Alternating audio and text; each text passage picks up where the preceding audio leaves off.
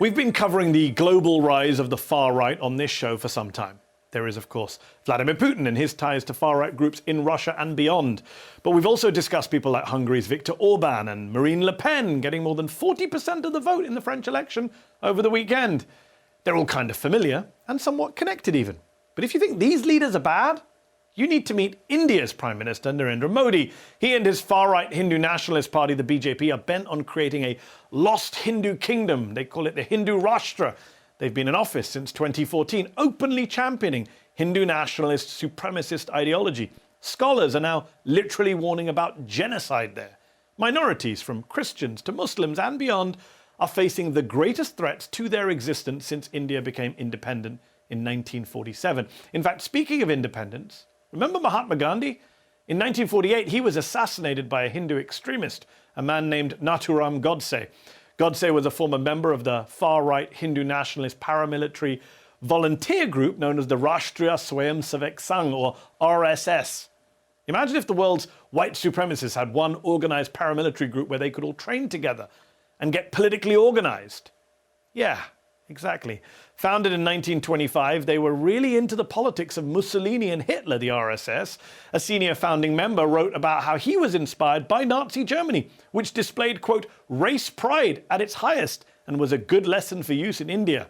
The extremist ideology binding the RSS is a kind of Hindu supremacy and nationalism known as Hindutva, which, to be clear, should not be confused with the religion of Hinduism. Hinduism good, Hindutva not so good. In fact, Hindutva ideology has been really influential among some of the worst people, and not just in India. If you remember the Muslim-hating far-right Norwegian mass murderer Anders Breivik, the man who massacred 77 people in Norway in 2011, he cited Hindutva in his 1,500-page manifesto, pledging support for the deportation of all Muslims from India. He says that far-right Islamophobic movements in Europe and India should, quote, learn from each other, because, quote, our goals are more or less identical. He even put a link to the RSS website in the online resources section of his manifesto. You get the idea, right? This is a group and an ideology that is really scary. But what's even more frightening is how politically successful they've been.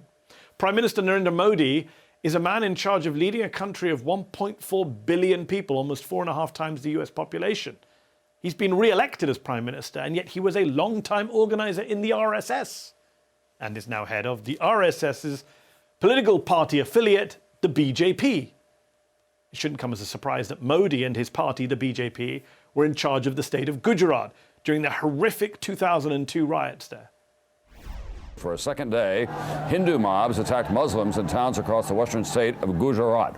Despite shoot-to-kill orders issued to police in one village, Hindus set fire to Muslim homes, killing 30 people. Witnesses say the police stood by and watched as crowds burned Muslim-owned stores, hotels, and restaurants. In one village, 27 Muslims died when angry mobs set their homes on fire. In another village, 7 Muslims were burned to death in a bakery. It's estimated that between 1,000 to 2,000 people were killed in Gujarat, the vast majority of them Muslims. Many Muslim women were even raped. Western researchers have called it a one-sided systemic pogrom backed by the BJP. Human rights groups, both Indian and international, also say Modi and his local government were complicit. Some even say the riots might have been premeditated. Even the US government seemed to recognize Modi's culpability at the time, banning him from coming to the United States. Until, of course, he became Prime Minister in 2014. And then, well, we were pretty much buddies again. Barack Obama even wrote Modi's 2015 Time 100 article calling him a reformer-in-chief.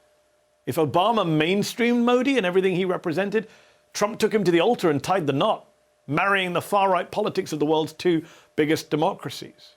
Here in Houston, Texas, thousands attended the 2019 Howdy Modi rally, aka the Trump-Modi Love Fest. I present to you my friend, a friend of India, a great American president, Mr. Donald Trump.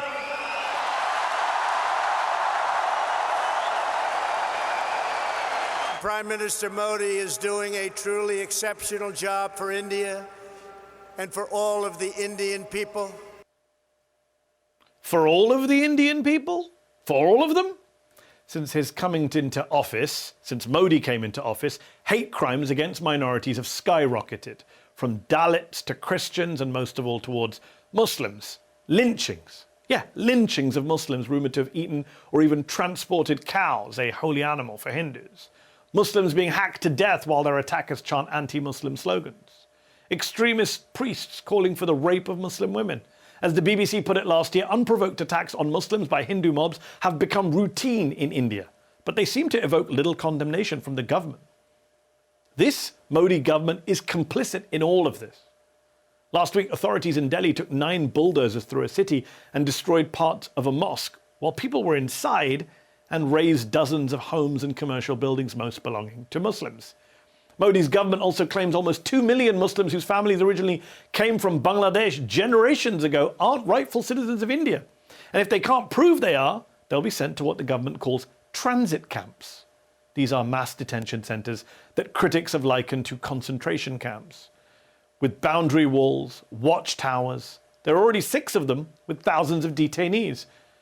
Behind every shocking supremacist policy, you'll find shocking supremacist rhetoric. It's the same in India. A survey from one of India's prominent news channels found that hate speech from politicians skyrocketed by 500% under Modi's leadership.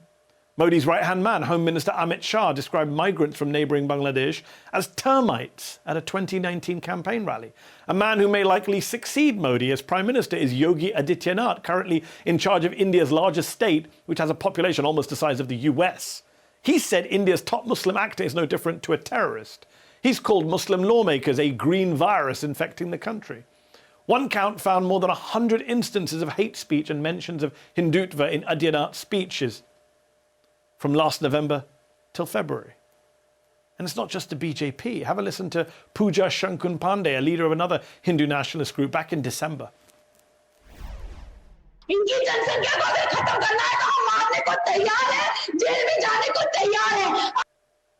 This is dark stuff. A reminder that when we talk about the far right, it's not just the white far right. When we talk about supremacist ideology, it's not just white supremacy. There is a global far right movement. Hindutva is part of it. And while some in the West have been keen to call out the Orbans and Le Pens and Putins of this world, not many of them say a word about what Modi is up to. Joe Biden even invited the Indian Prime Minister to his democracy summit at the White House in December. What will it take for Western governments to speak out on this issue? How many more Indian Muslims or Christians need to die